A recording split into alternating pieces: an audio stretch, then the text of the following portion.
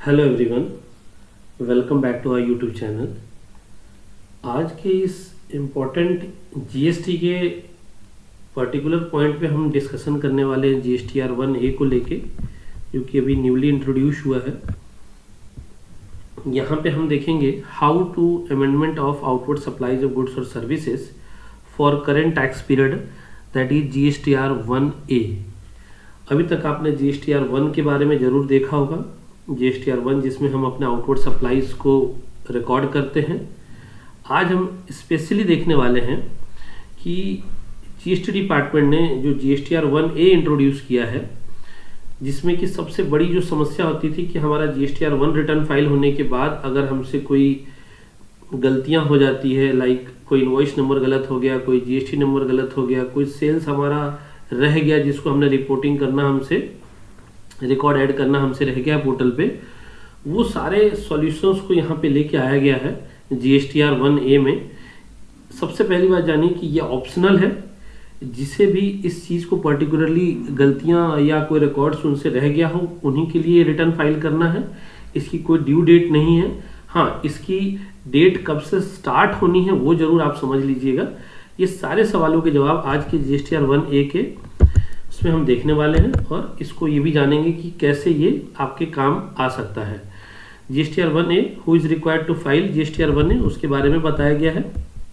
Tax payer who needs to amend any supply record furnish in GSTR 1 और need to add any supply record of the same tax period. Same tax period का ध्यान रखना है। ये every month अपने अलग अलग tax period में आपको अवेलेबल होगा, और आपको सेम टैक्स पीरियड से रिलेटेड ही कुछ भी अमेंड या ऐड आप कर सकते हैं।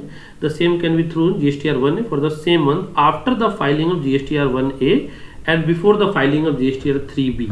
यही एक इंपॉर्टेंट पॉइंट है यहाँ पे कि 1 फाइल होने के बाद और 3B फाइल होने से पहले, तभी ये ऑप्शन आपके पास अवेलेबल रहेगा।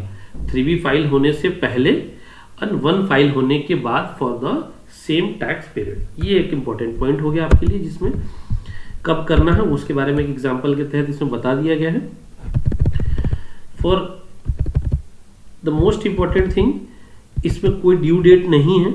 आप कभी भी इसको before filing of GSTR 3B आप इसको कर सकते हैं, इसको अमेंड कर सकते हैं जो भी आपसे रिकॉर्ड रह गए हो 3B फाइल होने से पहले।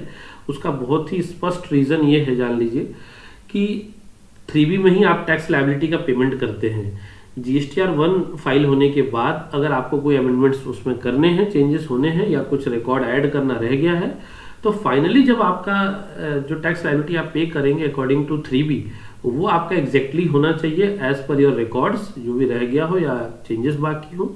और इसीलिए इसका समय जो है 3B से पहले ही रखा गया है कि 3B फाइल होने से पहले आपको ये कर लेना है। ये कोई कंपलसरी नहीं है, ये ऑप्शनल है। इसका कहीं भी कंपलसरी रिलेटेड कोई चीज़ नहीं बताई गई है कि कंपलसरी है करना क्या। 1A नील फाइल का कोई ऑप्शन नहीं है। अगर आपसे कोई रिकॉर्ड में चेंजेस नहीं होने तो आप उसको फाइल ही मत करिए, ऐसा कुछ होना ही नहीं है। Amend the records reported in earlier GSTR 1 में हुई गलतियों को यहाँ पे आप चेंज नहीं कर सकते हैं। सेम टैक्स पीरियड, जैसे अभी हम सितंबर मंथ का देखने वाले हैं, सितंबर मंथ से ही रिलेटेड कुछ चेंजेस जो है हम देख सकते हैं। यही ऑप्शन है। Debit note, credit note can also भी, यहाँ इसमें भी चेंजेस हो सकते हैं। इनवॉइस के अलावा आप उसमें भी चेंजेस कर सकते हैं। ये सारी जानकारी जो है ये आपके जीएसटी डिपार्टमेंट के द्वारा हमें जो कि है इसको मैनुअल निकाल के बताया गया है इस बारे में, और आज हम उसको लाइव देखने वाले हैं कि कैसे हम ये कर सकते हैं। फॉर द मैंने इसमें सितंबर मंथ के अकॉर्डिंगली ही मेरे जो भी इनवॉइसेस यहाँ अपलोड हुए हैं वो मैंने यहाँ पे लिया हुआ है। एंड इफ सपोज कि मेरे से ये पर्टिकुलर जो इनवॉइस है, इसमें से अगर कोई मेरे से रिलेटेड कुछ भी गलतियां हो गई है, तो मुझे क्या करना है, सिर्फ इनवॉइस नंबर को लेना है, और इनवॉइस नंबर को लेके मुझे अपने जीएसटीआर 1A के अमेंड में एंटर होना होगा, और यहाँ पे मुझे अपने इनवॉइस नंबर के थ्रू अपने अमेंडमेंट्स को करना है।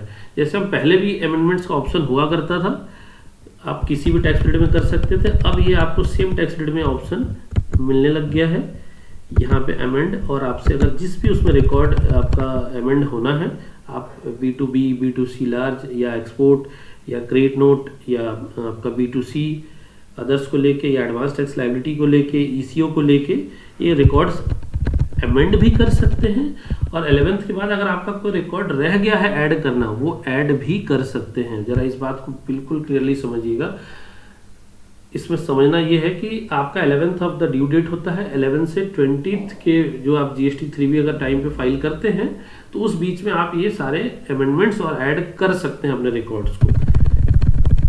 हाँ, सामने वाला जो जिसको ITC क्लेम करना है, आपका रिसीवर जो रेसिपेंट पार्टीज है, वो बिफोर 14th अगर आपका ऐड हो गया तो उन्हें उसका ITC मिल जाएगा, अदरवाइज वो ITC नेक्स्ट मंथ के टैक्स पीरियड में उन्हें मिलना होगा।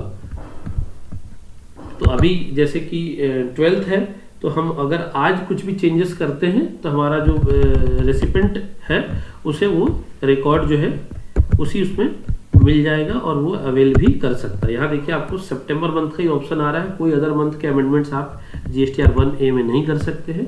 सवाल उठता है सर हम अगर नहीं कर सकते हैं तो अगर अर्लियर टैक्स पीरियड का करना हो, अप्रैल मई जून या प्रीवियस टैक्स ईयर को लेके, तो वैसा जो नॉर्मल प्रोसीजर होता है, जैसे आप करंट मंथ के GSTR 1A में भी अमेंडमेंट का ऑप्शन अभी भी आपके लिए इनेबल है, वो डिसेबल नहीं किया गया है।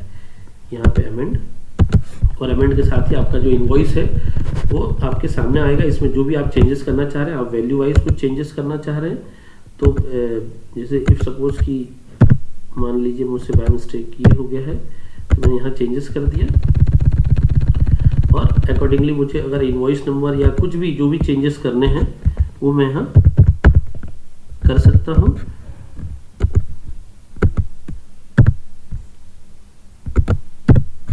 और रिवाइज की कोई अगर डेट है, अगर सेम डेट है तो आप उसको as it is same date पे ही कर सकते हैं। कोई इसका ये होने के साथ आप यहाँ पे सेव और आगे फर्दर जैसे नॉर्मली हम करते हैं GSTR 1 में भी होता था, वो अकॉर्डिंगली ही सेम प्रोसीजर के तहत हो जाएगा आपका। यहाँ पे अगर मुझसे कोई रिकॉर्ड रह गया है तो B2B या B2C में कोई भी सेल्स रह गया, वो भी मैं 11th के बाद कर सकता हूँ। ये मेरे पास ऑप्शन अवेलेबल है। यहाँ पे मैंने ये चेंजेस किया तो मेरे रिकॉर्ड्स दिख रहे हैं आपको, और यहाँ पे समरी को जनरेट करना है और नॉर्मली जैसे प्रोसीजर है वैसे ही रिटर्न को फाइल करना है। इम्पैक्ट आपके 3B में भी होगा। अगर आपका इसके ऊपर आपका टैक्स या टैक्स लायबिलिटी जो है डिक्रीज और इंक्रीज होगी, अकॉर्डिंगली वही आपके उसमें आगे जाएगा 3B में, जैसा कि आपको पे करना है। अगर आपने इनवॉइस नंबर या GST नंबर में ही सिर्फ चेंजेस किया, उसका 3B के किसी टैक्स लायबिलिटी वैल्यू वाइज में कोई चेंजेस नहीं आएगा। यहाँ देखिए आपको मोस्ट इम्पॉर्टेंट कि आपका GSTR 1 में क्या आपने वो किया था और आपने GSTR 1A में क्या चेंजेस करके यहाँ पे अपने टैक्स लायबिलिटी इंक्रीज और डिक्रीज हुई हैं। आप ये करने के साथ ही आप file statement and through OTP आप इसको फाइल कर सकते हैं। ये आपके पास एक अच्छा फीचर अवेलेबल हो गया है जिससे कि आप चेंजेस कर सकते हैं अपने रिकॉर्ड्स को।